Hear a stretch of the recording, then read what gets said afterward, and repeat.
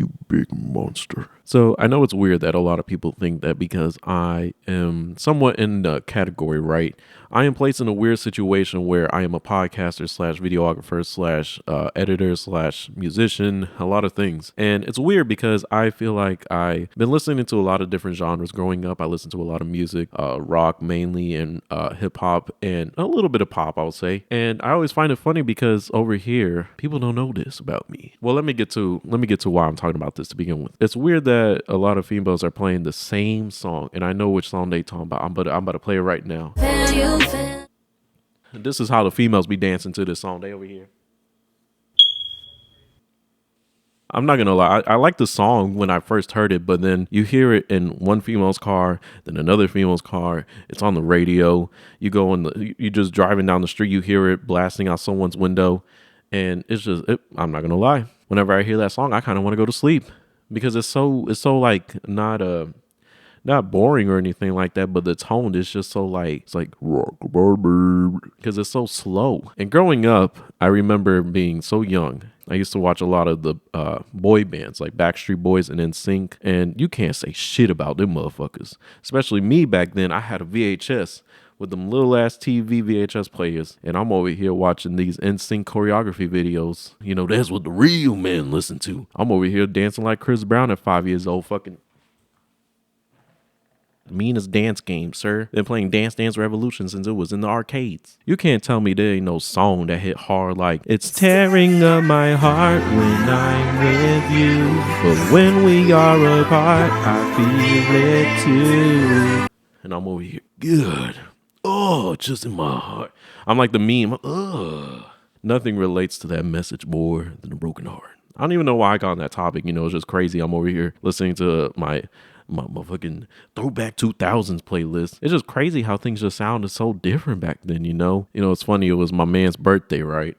My little boy. It was funny because, you know, we're going to probably talk about this whenever he comes on, but I was over here like, man, this would be a great topic to talk about birthdays. So maybe I'll just say a story or two and not reiterate too much on it, just because it seems like it would be kind of foolish for me to go down my whole fucking 1 to 20 something of my birthdays and how they all got worse or better as time progressed. Cause I'm just gonna wait till he comes in here, cause I'm gonna be like, my birthday was better. I remember one birthday. Well, let me just say this. As a Hispanic man, I always felt like my birthdays were meant to just.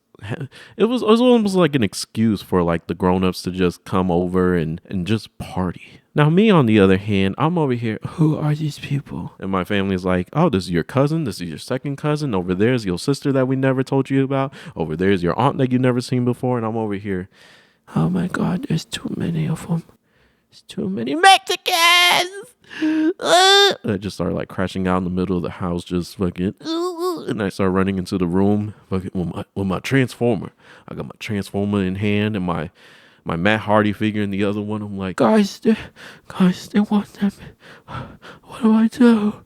What do I do? There's too many people. So I hide in the room while you just hear the fucking Mexicans downstairs just playing the goddamn music. All those people were downstairs playing their music till 3 a.m. I'm over here like, damn. You know, the neighbors have a point. They doing this on a fucking Sunday knowing damn well I got school tomorrow. Why are we up at 3 a.m. listening to the same song over and over again? It's crazy to me. Only good thing was we had a taco man. Man was over there on the side with a fucking Blackstone grill. Just fucking hibachi style these fucking meats. Just, you know, and he just, you know, and I'm over here. Can I have one taco? Just gives me something I never. Man made a what them shits called? Man made like a chimichanga. I don't see a fryer anywhere. He just pulled out a whole ass pot out his ass or something and got oil. Just fucking, you know, what kind of fourth dimensional ass kitchen is this? They had that, and then they had the piñata, right? The piñata was never something I've always wanted, right? Because I'm over here like one year I'm like, I want a transformer piñata. I get a fucking horse. Next year, I want a SpongeBob piñata. Next year was a fucking, I don't know, a unicorn. And I'm over here, why the fuck do you guys give me a piñata? I can't even pick the character. And then it's always filled with shitty candy. You know, it was always gum. them little packs of gum. I'm gonna put it right here. It's like them little packs of gum. It'd be like 4 or 5 pieces for like a quarter. Or back then it was probably a penny. Now it's probably a fucking quarter. Never lasted that long. It only lasted like a minute, and then the flavor just ran out. Yeah, by the time you want to chew on it, or you just get tired of chewing on it, you just like, well, fuck it. I'm basically just chewing on, I don't know, like a piece of rubber. I might as well just swallow it, because what the fuck, you know? But yeah, I used to hate my birthdays to a certain point, because at that age I was just like, hey, yo, this is not about me, is it? It's just like, no, it is about our family. And guess what? I was the black sheep. Oh, that's the wrong one. No, that was applause. I'm in my ass! I am in my ass. So from like a certain age on, I was just like, I just want cake, Transformers, Play-Doh, and a wrestling figure. There was one year where I really wanted to go to the Nickelodeon hotel. I used to always see it online or like on the commercials, and I was just like, bro, let's do that for my birthday. And my parents are like, why would you want to go to the Nickelodeon hotel? There's nothing there. You're not going to like it. And I'm over here. It might be true. It might be true. But we're sleeping in a SpongeBob room. And they got, you know, like fucking like this, the life-size mascots and shit. You have fucking Squidward. I wish they had the fucking oink, oink, oink, oink, oink.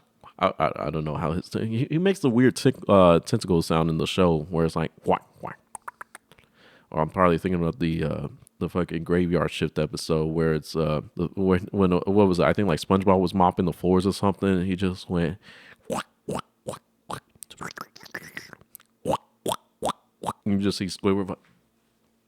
You know, I'll be thinking the same thing too. Like, it's fucking dark in here. You know, I'm gonna turn out the lights. Just imagine like you're scrolling on TikTok. You know, you're just like in your ear.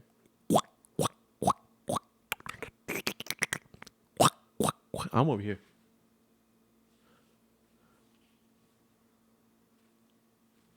Yeah, wasn't he like in the ceiling or something? That man was just up on the ceiling. I fucking have a heart attack if I look up the ceiling. I see a man mopping. I'm over here. What the fuck? Oh my god. Oh god. I fell. It was the magnificent fall. Just imagine any time someone got beat up, that's how they look. They fucking start twerking mid fall. They just and then they just you fucking asshole. I couldn't do the right swing. That would just be like such a weird thing to see, like in the middle of the night, just some fucking coworker just mopping upside down. I'd be like, bro, even with the little plunger cap shoes, I'd be like, hey, yo, how the fuck? That was a weird ass episode too, because in the end they had that weird character cameo, and he's just the one flickering the lights on and off, making some random episode. That was such a long random tangent to talk about the Nickelodeon hotel. Anyways, I remember seeing the hotel, and I was just like, yo, it's so cool. They had that little water park, and then they had that big ass bucket that just slimes you. But I was just like, yo, that's so cool. Like, oh my god, I'd be the coolest kid. No, this is probably how I sounded back then. Oh my god, I'll be the coolest kid in class, getting slimed all over myself. I'm gonna tell Jared about it when I go back to school. This is me going back to middle school, fucking, and I go on his locker. So, oh hey, Chris, I'm over here. So guess who just got slimed this week? Who? Me. Oh my god, Jared, you should have seen it. Oh, it was all over my body. Wow, so you went to Nickelodeon Hotel? Yep, I'm over here just drenched in it. Oh, it was in my mouth. And then, the teacher's over here, so they're over here out. And I'm over here, huh? Oh, hi, Mrs. Dixon. Oh, I'm sorry. Oh, we were talking about what I did last week. And she's over here, go to the dean's office. I'm here, okay. I fucking to the dean's office in my Dixon Cox shoes, and I sit in, fucking, the fucking chair, scooch in, scoot. It's like, so Mister, we hear you talking about some liquid being on you. You experienced something on you this last week, and I'm over here. Yes. So, what was it? Well, me and my family went to the hotel, and I got drenched in slime. You got drenched in what? I got drenched in slime. Wow. Now, when you say slime, Where did you get slimed on? And what? Can you elaborate? Can you just elaborate? And I'm over here. Well, we were at the water park, and my daddy said, "Look out, it's coming."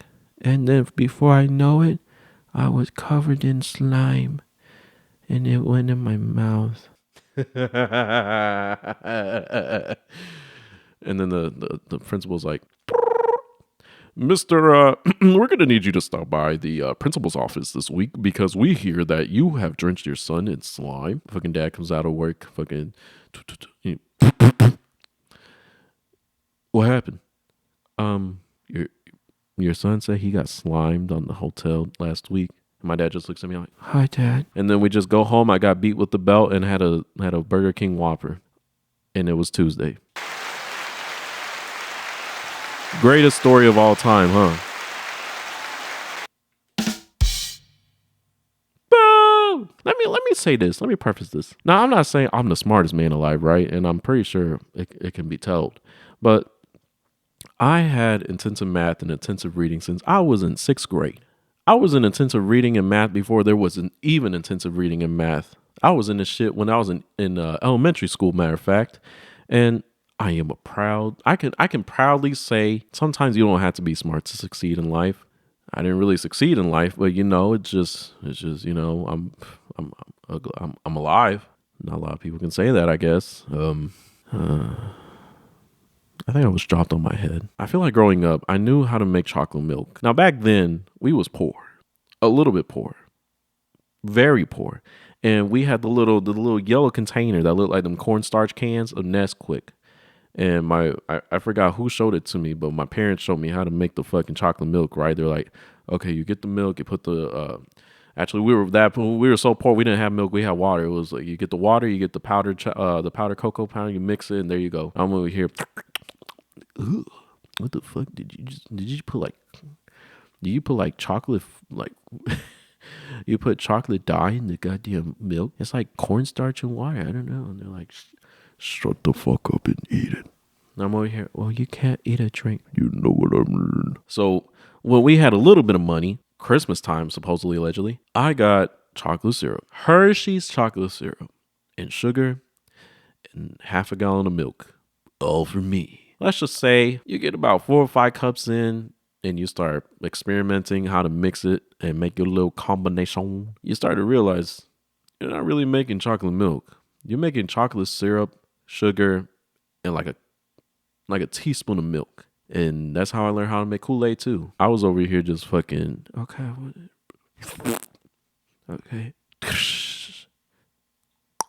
That was a drop of milk. I'm over here.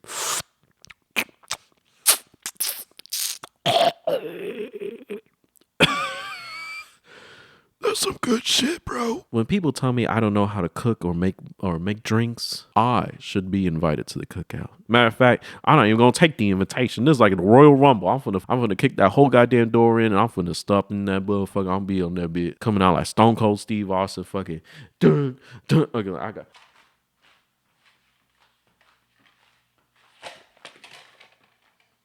And this is me at the table, fucking touch it. Huh? Touch the belt. Sir, I don't know. You know you want to touch it. Yeah. You liked that, didn't you? Like, can I do it again? I'm like, you go for it, baby. Yeah.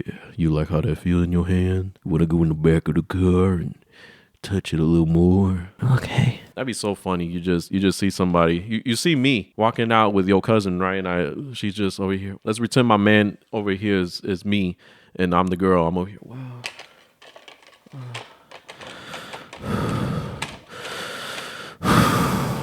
It's so big. So yeah, when you see me at the cookout with my WWE Championship belt, just know I mean business. Tell me why, at some point in my life, it's weird how social media kind of connects you with people in your past. And unfortunately, I was reminded of my past when my former stalker found my Facebook, right? I'm over here thinking, no, this can't be. I thought you were dead. Fucking scroll down. I see her and I'm just like, no. Oh, how does she find me? And when I mean stalker, back in elementary school. All right.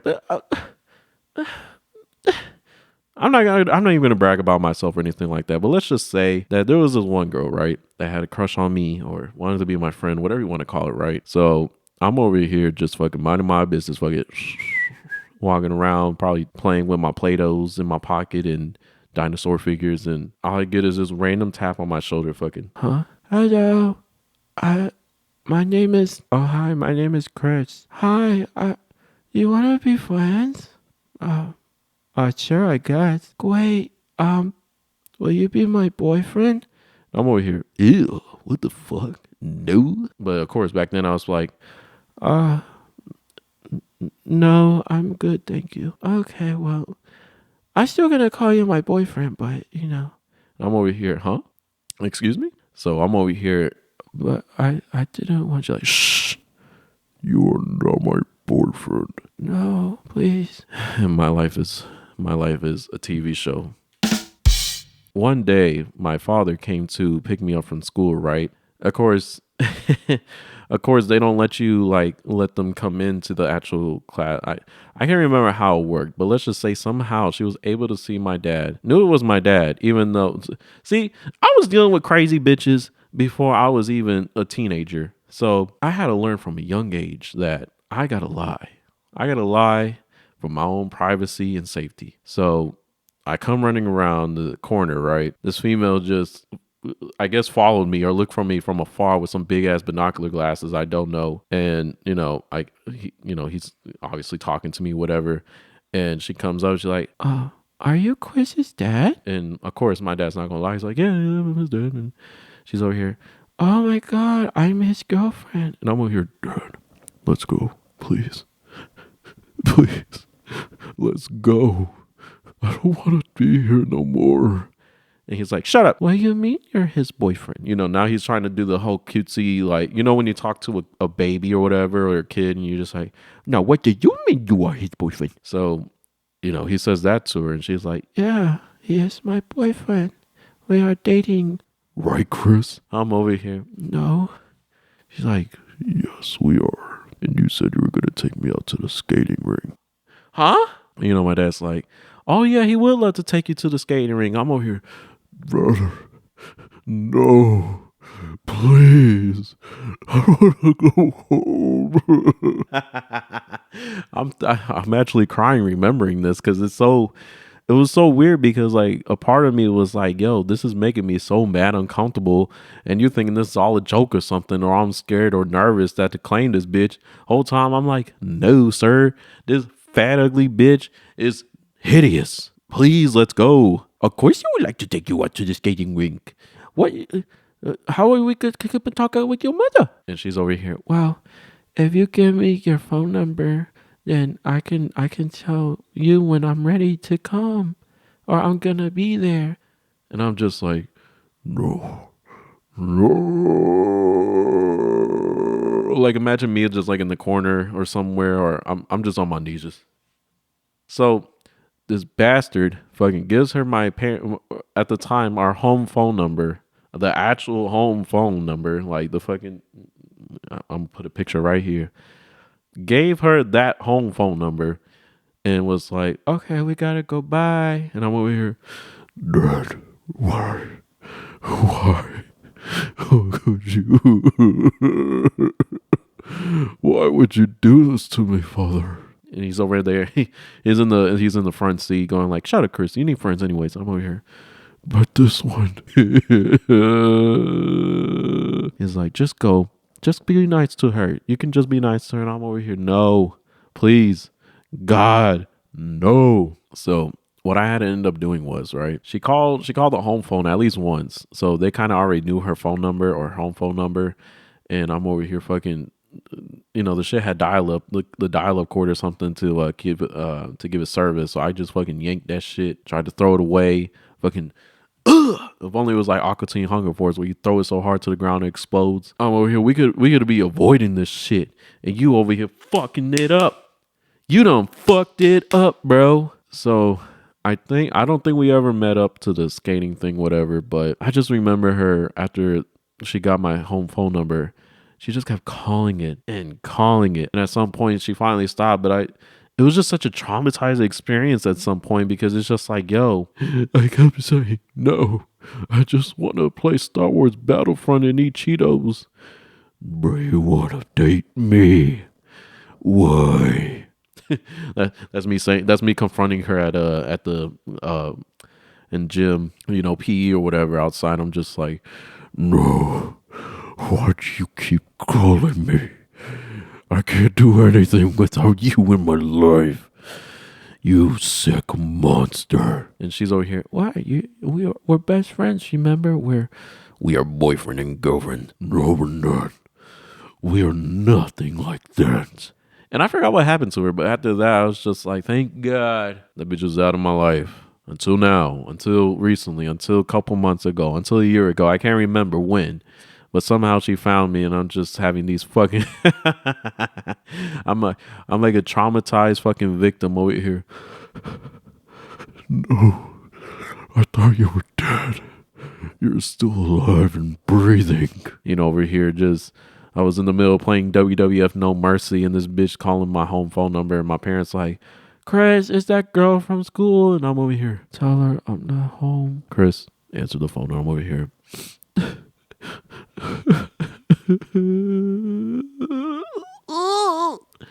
What do you want? Hey, hi, my love. And I'm over here.